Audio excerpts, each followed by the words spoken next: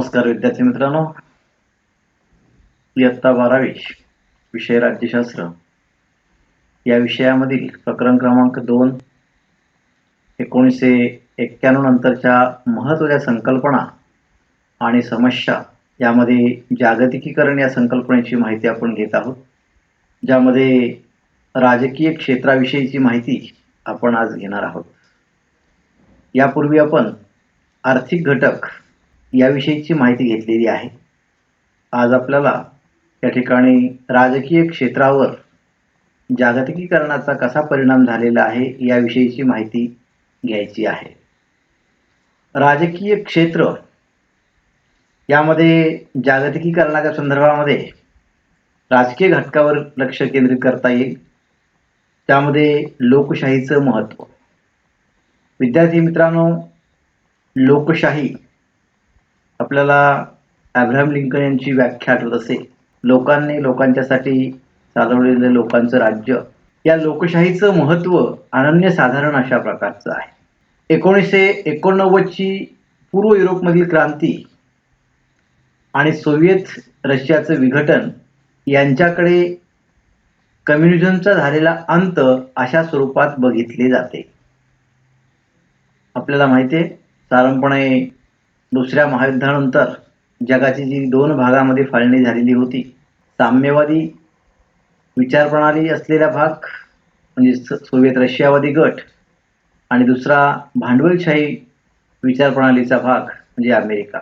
त्यातल्या या साम्यवादी विचारामध्ये असलेल्या सोव्हिएत रशियाचं विघटन या ठिकाणी झालेलं दिसून येतं. पूर्व युरोपामध्ये क्रांती झालेली दिसून येते आणि त्यामुळे कम्युनिझमचा म्हणजेच साम्यवादाचा झालेला अंत अशा स्वरूपात याकडे पाहिलं जातं.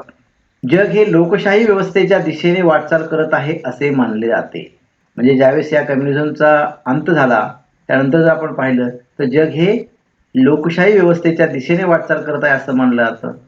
सहभागी राज्य, नागरिक केंद्रित शासन आणि सुशासन या संकल्पना आता महत्त्वाच्या होत आहेत.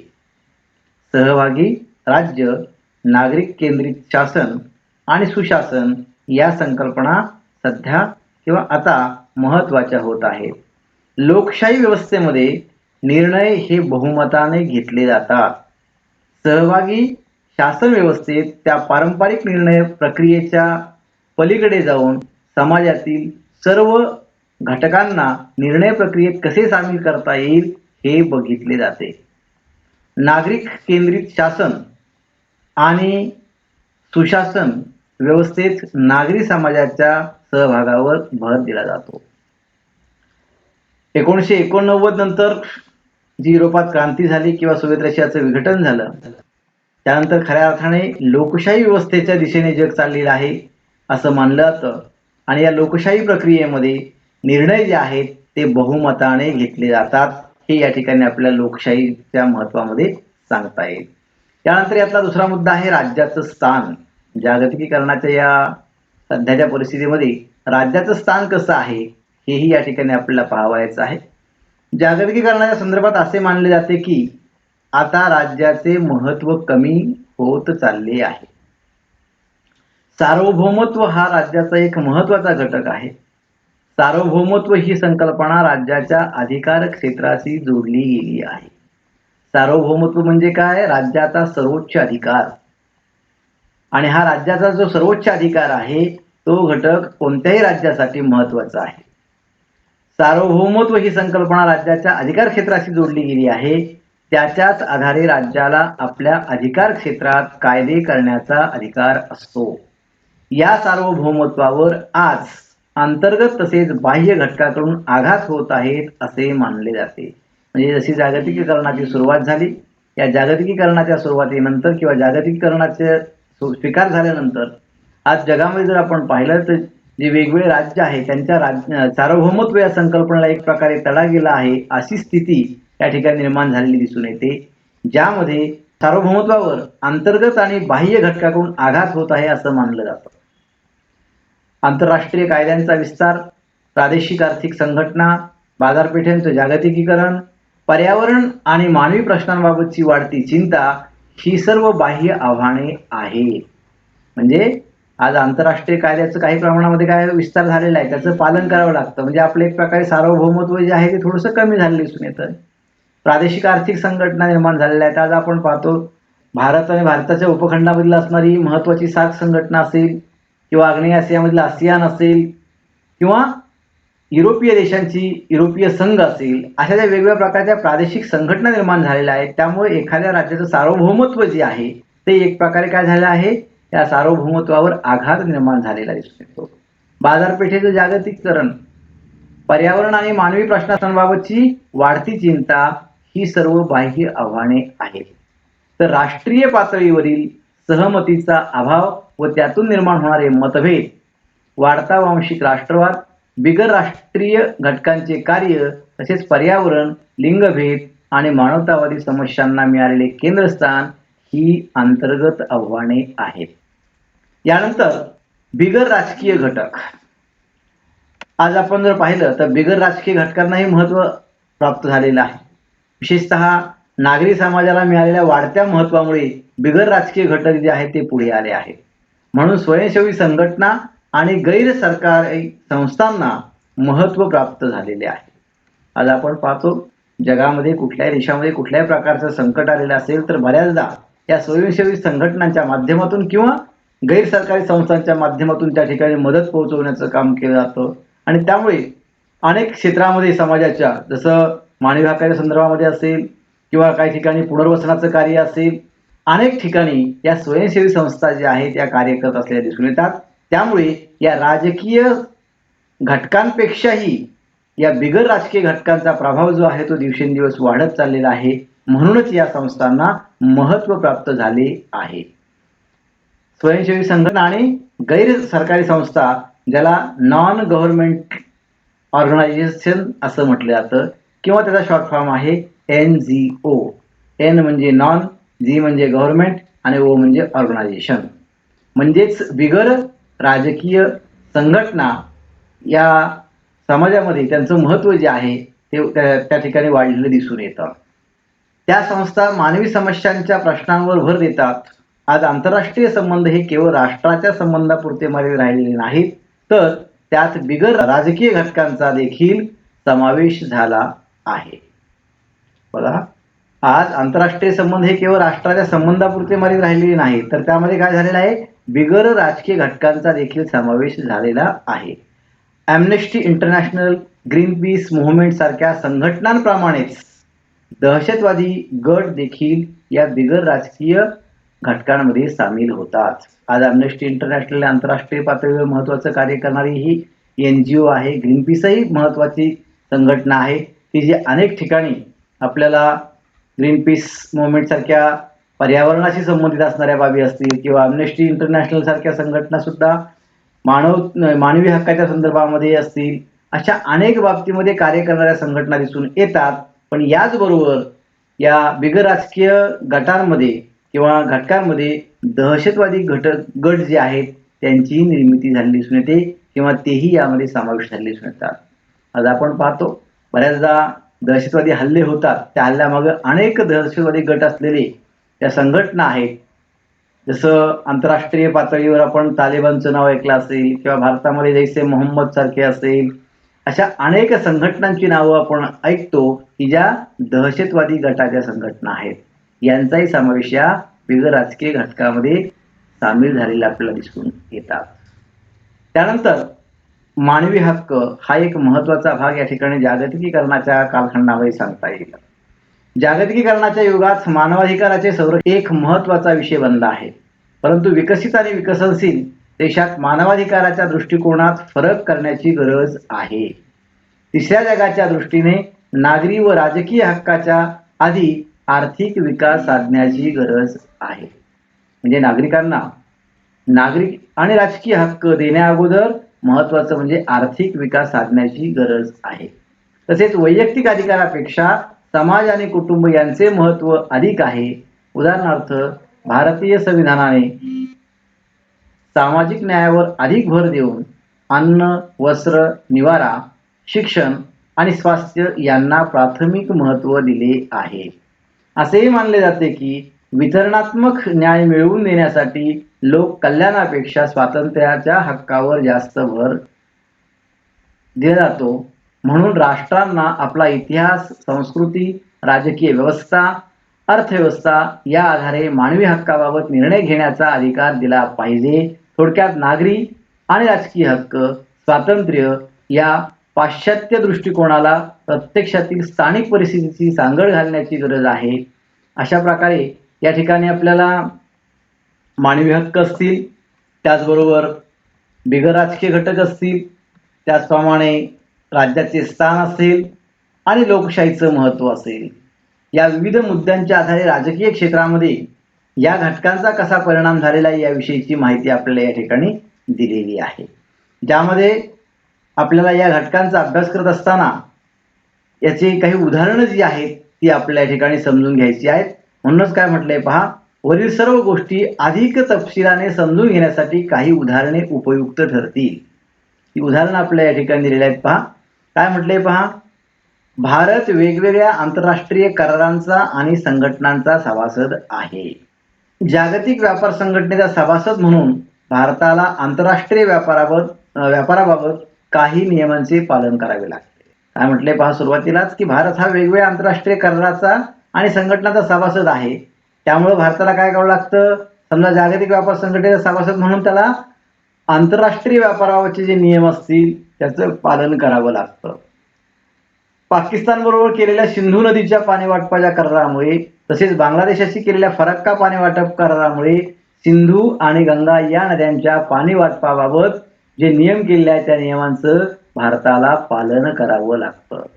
याचाच अर्थ असा होतो की फक्त देश पातळीवर किंवा राष्ट्र पातळीवर आपल्याला विचार करून चालत नाहीत, तर या जागतिकीकरणामध्ये जे आंतरराष्ट्रीय करार झालेले आहेत त्या कराराचं पालन या ठिकाणी वेगवेगळ्या देशांना करावं लागतं. तसं या ठिकाणी भारताच्या बाबतीमध्ये आपल्याला एक उदाहरण दिलेलं आहे. याचबरोबर ॲम्नेस्टी इंटरनॅशनल किंवा ग्रीन पीस यासारख्या संघटना मानवी समस्यांबाबत प्रश्न उपस्थित करून स्थानिक सरकारवर दबाव आणतात. काश्मीर संदर्भातील भारताच्या मानवी हक्काच्या भूमिकेबाबत ॲम्नेस्टीने टीका केली. आज आपण बऱ्याचदा असं ऐकतो की आमच्या देशात आम्ही काय करावं हे कोणी सांगू नये असं म्हटलं जातं. परंतु तरीही आजच्या परिस्थितीमध्ये ज्या ॲम्नेस्टी इंटरनॅशनल सारख्या किंवा ग्रीन पीस सारख्या आंतरराष्ट्रीय पातळीवरील असणाऱ्या बिगर राजकीय संघटना आहेत, या संघटना एखाद्या देशामधील मानवी समस्यांच्या बाबतीमध्ये जर काही प्रश्न निर्माण झाले असतील तर त्या ठिकाणच्या सरकारवर दबाव आणतात आणि त्यातून तो प्रश्न सोडवण्याचा प्रयत्न करतात. याच बाबतीतलं उदाहरण या ठिकाणी दिले की काश्मीर संदर्भामधील भारताची जी मानवी हक्काच्या भूमिकेबाबतची जी भूमिका होती त्याबद्दल ॲम्नेस्टीने टीका केलेली आहे. याचबरोबर आणखी काही उदाहरणं दिलेत पहा. या ठिकाणी आपल्याला एक चित्र दिले पहा. अपघातानंतरचा चेर्नोबिल आण्विक प्रकल्प हा रशियामधला भाग आहे.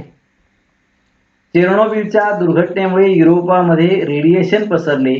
या पर्यावरणासंदर्भातील आपत्तींना देशाच्या सीमेअंतर्गत ठेवता येत नाही.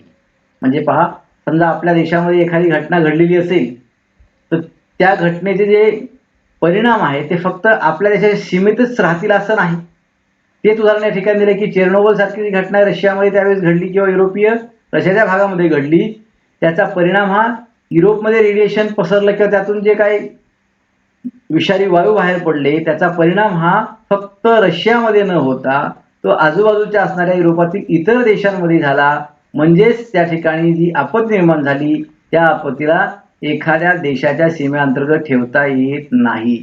म्हणूनच काय केलंय, युरोपीय राष्ट्रांना आपल्या जनतेला हानी पोहोचू नये म्हणून उपाययोजना करण्यासाठी एकमेकांना सहकार्य करावं लागतं. याचबरोबर मोठ्या धरणांच्या बाबतीमध्ये विरोध करण्यासाठी नर्मदा बचाव आंदोलनाने जागतिक बँकेची मदत घेऊन हे आंदोलन आंतरराष्ट्रीय पातळीवर नेलं. हेही एक उदाहरण भारताच्या बाबतीमध्ये आपल्याला सांगता येईल. अशा पद्धतीने आणखी काही उदाहरणं आपल्याला दिलेत पहा. या ठिकाणी कुडनकुलम आण्विक प्रकल्प जो तामिळनाडूमधला आहे. त्यानंतर जैतापूर एक प्रकल्प आहे पहा जो महाराष्ट्रामधल्या रत्नागिरी जिल्ह्यामधला आहे. असे काही प्रकल्प की ज्या प्रकल्पांना ज्या राजकीय मान्यता आहेत वेगवेगळ्या विभागाच्या त्या सगळ्या मिळालेल्या आहेत, पण केवळ या प्रकल्पाला काही राजकीय पक्ष किंवा जे NGOज आहेत म्हणजेच बिगर राजकीय संघटना आहेत या विरोध करत आहेत आणि त्यामुळे या ठिकाणी निश्चितपणे या सर्व उदाहरणांवरून आपल्याला असं दिसून येतं की जागतिकीकरणाचा परिणाम हा राजकीय क्षेत्रामध्ये कशा प्रकारे पडलेला आहे ही विविध उदाहरणं आपल्याला या ठिकाणी सांगता येतील. याच्यावरूनच आपल्या शोधाभावामध्ये काय म्हटलंय पहा, बिगर राजकीय घटकांकडून राज्याच्या सार्वभौमत्वाला आव्हान दिले गेले आहे अशा घटना शोधायच्या आहेत. म्हणजे ज्या NGOज आहेत त्यांनी एखाद्या राज्याच्या सार्वभौमत्वाला आव्हान दिलेलं आहे अशा काही घटना घडलेल्या असतील त्याचा शोध आपण घ्यायचा आहे. त्यानंतर हे जे सर्व घटक किंवा उदाहरणं आपण पाहिले, या उदाहरणांमध्ये आपल्याला असं दिसून येतं की राज्याच्या सार्वभौमत्वाला आव्हान दिलं गेलं आहे. कारण आज आपण पाहतो जसं सुरुवातीला सांगितल्याप्रमाणे की सार्वभौमत्व याचा अर्थ काय आहे की एखाद्या राज्याला किंवा राष्ट्राला आपल्या राज्याच्या सीमांतर्गत आणि बाह्य अशा दोन्ही प्रकारचं सार्वभौमत्व असतं, म्हणजे सार्वभौम अधिकार असतो. परंतु जागतिकीकरणामध्ये याच सार्वभौमत्वाला आव्हान दिलं गेलं आहे. राज्याच्या अंतर्गत आणि बाह्य स्वरूपांच्या आव्हानांची ही उदाहरणं आहेत. म्हणून असे मानले जाते की आता राज्याचे कार्य कमी होत चालले आहे. खाजगी क्षेत्राच्या वाढीमुळे आर्थिक क्षेत्रामध्ये आणि अंतर्गत व बाह्य आव्हानांमुळे राजकीय क्षेत्रात राज्याची भूमिका हळूहळू कमी होत चालली आहे. बघा, या ठिकाणी 2 वेळा आणि आलेला आहे म्हणून मी या ठिकाणी मुद्दाम व शब्द वापरला. परत एकदा ऐका, खाजगी क्षेत्राच्या वाढीमुळे आर्थिक क्षेत्रात आणि अंतर्गत व बाह्य आव्हानांमुळे राजकीय क्षेत्रात राज्याची भूमिका हळूहळू कमी होत चाललेली आहे. या जागतिकीकरणाच्या युगात राज्याला किती महत्त्व आहे? राज्य ही संकल्पना आज देखील महत्त्वाची आहे का? जनकल्याण आणि विकासाच्या कार्यातून राज्य व्यवस्था आता माघार घेत आहे का? असे विविध प्रश्न जे आहेत ते आता निर्माण होऊ लागलेले आपल्याला दिसून येतात. आपण राज्याच्या मुख्य घटकांचा जर विचार केला तर भूप्रदेश, सार्वभौमत्व किंवा सार्वभौम, शासन, जनता हे घटक या ठिकाणी आपल्याला सांगता येतील. 4 प्रमुख घटक आहेत पहा. राज्याचे कोणतेही राज्य निर्माण व्हायचे असेल तर त्यामध्ये पुन्हा एकदा लक्षात घ्या, भूप्रदेश, सार्वभौमत्व, शासन म्हणजे सरकार आणि जनता म्हणजेच लोकसंख्या. हे 4 घटक जे आहेत हे कोणतेही राज्य निर्मितीसाठी आवश्यक घटक आहेत. आज राज्याचा भूप्रदेश अबाधित आहे. आज देखील राष्ट्रवाद आणि राष्ट्रीय एकात्मतेविषयी बोलतो. सार्वभौम शासन ही संकल्पना देखील अस्तित्वात आहे. आंतरराष्ट्रीय कराराच्या जबाबदाऱ्यामुळे राज्याची सत्ता कमी झाली असेल, परंतु राज्याचे अधिकार आज देखील अस्तित्वात आहेत. वांशिक राष्ट्रवाद आणि स्वयंनिर्णयाच्या हक्काच्या आधारे नवीन राज्याची निर्मिती होत आहे. आपण आधीच्या प्रकरणात पाहिल्याप्रमाणे किंवा बघितल्याप्रमाणे त्यातून राज्याचा ऱ्हास होताना दिसत नाही, तर नवीन राज्य निर्माण होत आहे. जागतिकीकरणाच्या आव्हानांना सामोरे जाऊ शकतील अशा राज्याच्या विधानमंडळ, कार्यकारी मंडळ, न्यायव्यवस्था आणि नोकरशाही सारख्या सक्षम राजकीय संस्था आहेत. विद्यार्थी मित्रांनो, या ठिकाणी आपल्याला जरी वेगवेगळे उदाहरणं दिलेले असले, राज्याच्या बाबतीमध्ये सार्वभौम हक्क जो आहे तो आंतरराष्ट्रीय करारामुळे त्याचं महत्त्व कमी झालेलं आहे असं म्हटलं गेलं, तरीही आपल्याला या ठिकाणी असं म्हणता येईल की असं जरी असलं तरी आजही राज्याचा जो सार्वभौम अधिकार आहे तो वापरत असलेलं आपल्याला राज्य दिसून येतात आणि त्यातूनच नवनवीन राज्य जी आहेत त्यांची निर्मिती होताना दिसून येते. शिवाय या जागतिकीकरणाच्या आव्हानांना सामोरं जाऊ शकतील असे राज्याचे विधानमंडळ असेल, कार्यकारी मंडळ असेल, न्यायव्यवस्था असेल किंवा नोकरशाही सारख्या सक्षम राजकीय संस्था आहेत, यांच्याच माध्यमातून राज्याच्या मूलभूत मूल्यांचं रक्षण, सामाजिक सुरक्षा देणारी व्यवस्था राखणे, आर्थिक विकासाला प्रोत्साहन देणे ही कार्य राज्य करू शकतात. विधानमंडळ म्हणजेच आपण विधानसभा म्हणतो. कार्यकारी मंडळ ज्यामध्ये राष्ट्रीय पातळीवर जर आपण विचार केला तर पंतप्रधान, त्यांचं मंत्रिमंडळ यांचं मिळून कार्यकारी मंडळ बनतं. त्यानंतर न्यायव्यवस्था आहे आणि नोकरशाही आहे. नोकरशाही ही कायमस्वरूपीचं कार्यकारी मंडळ आहे आणि मंत्रिमंडळ हे हंगामी स्वरूपाचं किंवा विशिष्ट कालखंडामधलं कार्यकारी मंडळ आहे. यांच्या माध्यमातून राज्याचे जे मूलभूत मूल्य आहेत त्यांचं रक्षण असेल, सामाजिक सुरक्षा देणारी व्यवस्था निर्माण करण्याचं काम असेल, आर्थिक विकासाला प्रोत्साहन देण्याचं कार्य असेल, हे सर्व कामं जे आहेत ते केले जाऊ शकतात. सार्वभौमत्वाच्या संदर्भात शंका असल्या तरी देखील राज्य देशांतर्गत आणि आंतरराष्ट्रीय पातळीवर कार्य करणारी सर्वात महत्त्वाची संस्था आहे. म्हणूनच जागतिक नागरिक समाजाचे वाढतं महत्त्व, वाढता आंतरराष्ट्रीय व्यापार, वित्त आणि भांडवलाचा मुक्त संचार यामुळे राज्याचं महत्त्व कमी होणार असं म्हणणं हे चुकीचं ठरेल. या ठिकाणी आपल्याला जागतिकीकरणाचा राजकीय क्षेत्रामध्ये कशा प्रकारे परिणाम झालेला आहे याविषयीची माहिती पाहावयास मिळालेली आहे. पुन्हा आता थोडक्यात सांगतो. या ठिकाणी आपण जे वेगवेगळे घटक पाहिले, वेगवेगळे उदाहरणं पाहिले, ज्याच्यामधून राज्याचं महत्त्व कमी झालेलं आहे, राज्याच्या सार्वभौमत्वाचा अधिकार जो आहे तो कमी झालेला आहे असं वाटतं. परंतु प्रत्यक्षामध्ये तसं म्हणणं हे कसं चुकीचं आहे याबद्दलचं उदाहरण आपल्याला शेवटी या ठिकाणी दिलेलं आहे, की ज्या ठिकाणी आव्हाने आहेत, परंतु या आव्हानांना सामोरं जाण्यासाठी राज्याचं जे विधानमंडळ असेल, कार्यकारी मंडळ असेल, न्यायव्यवस्था असेल, नोकरशाहीसारखी सक्षम राजकीय संस्था असतील, यांच्या माध्यमातून प्रत्येक राज्य आपापल्या राज्यामधील असणारे मूलभूत मूल्य असतील, सामाजिक सुरक्षा असेल, आर्थिक विकास असेल, यासारखे वेगवेगळे कार्य जे आहे ते चांगल्या प्रकारे करू शकतात आणि त्यातूनच जागतिक पातळीवर असणारं हे जे जागतिकीकरण आहे याचाही स्वीकार केलेला आहे. परंतु याचा स्वीकार केला म्हणून राज्याचं महत्त्व कमी झालं असं म्हणता येणार नाही, असं या ठिकाणी आपल्याला म्हणावं लागेल. धन्यवाद. आज आपण या ठिकाणी थांबूया.